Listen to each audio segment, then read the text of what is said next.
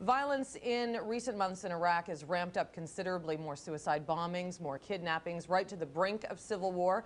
Could today's verdict be the final push, or are we already there in Iraq? Well, as I've said before, we certainly are already in a state of civil war in Iraq.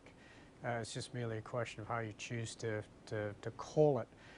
Saddam Hussein certainly is a flashpoint for this. I mean, in terms of his relevance to the country, it's not that relevant. But in terms of becoming a martyr, I think the United States has to be realistic about that in terms of overall security in the country.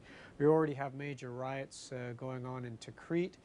There is certainly limited control over Sadr city inside Baghdad to no control, and the local militias are certainly having a good time today celebrating the sentence.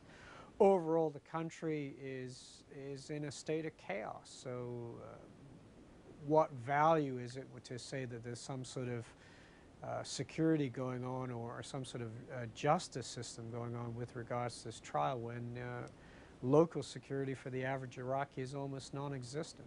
In Baghdad today, curfew imposed, a very stiff curfew imposed. Who's watching the city, do you think? Well, the U.S. forces are. Certainly there's a question as to the capability of Iraqi security forces. There's indications that many of them just didn't show up. And of course there are the private military companies that we rarely ever hear about or even talk about.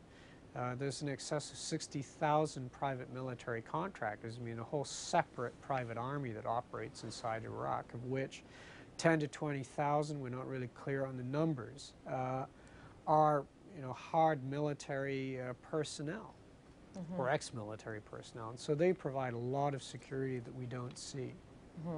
Let's go to Washington. Samer Shehata, Middle East politics and American foreign policy expert. Samer, was the Hussein trial and today's verdict an example of the new democracy in Iraq, do you think?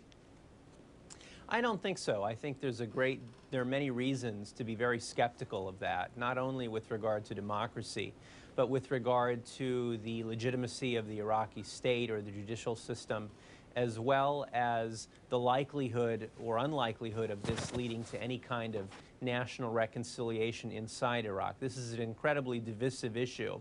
So while there are people celebrating in Sadr city and in southern Iraq, there are also many people who are very unhappy, as Sunil mentioned, in Tikrit, in Anbar province, and elsewhere. Thank you, gentlemen, for your time this morning. Stuart Alford in London, Samer Shehata in Washington, and Sunil Ram in Toronto. Thank you to all three. Thank you. Thank you. There were mixed reactions across